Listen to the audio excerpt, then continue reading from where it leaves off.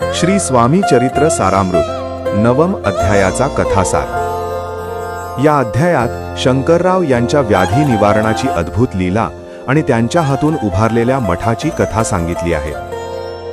अक्कलकोट नगरीत सर्वत्र स्वामी कीर्तन, जप, ब्राह्मण भोजन आणि भक्तिभावाचं वातावरण होतं। सर्व जाती धर्मांचे लोक स्वामी दर्शनासाठी येत। अशा भक्तिमय वातावरणात शंकरराव आले, परंतु गर्दीमुळे त्यांना स्वामी भेट कशी मिळेल याची चिंता वाटली।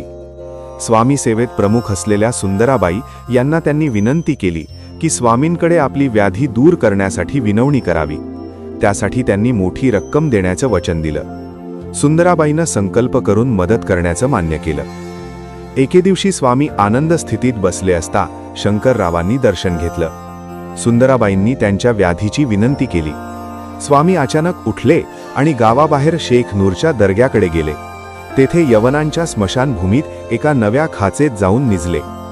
सेवकांनी सांगितले की स्वामींनी अशा लीलाद्वारे शंकररावांचे संभाव्य मरण टाळले।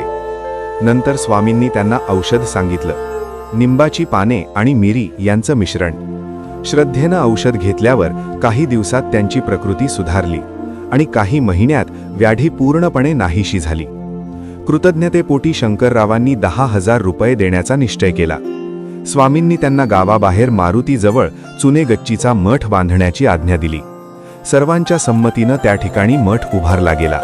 त्यामुळे शंकररावांची कीर्ती अजरामर झाली।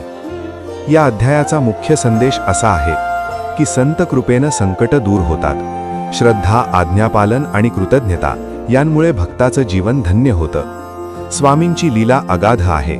अल्पसेही श्रवण सेवन केल्यास कल्याण होते।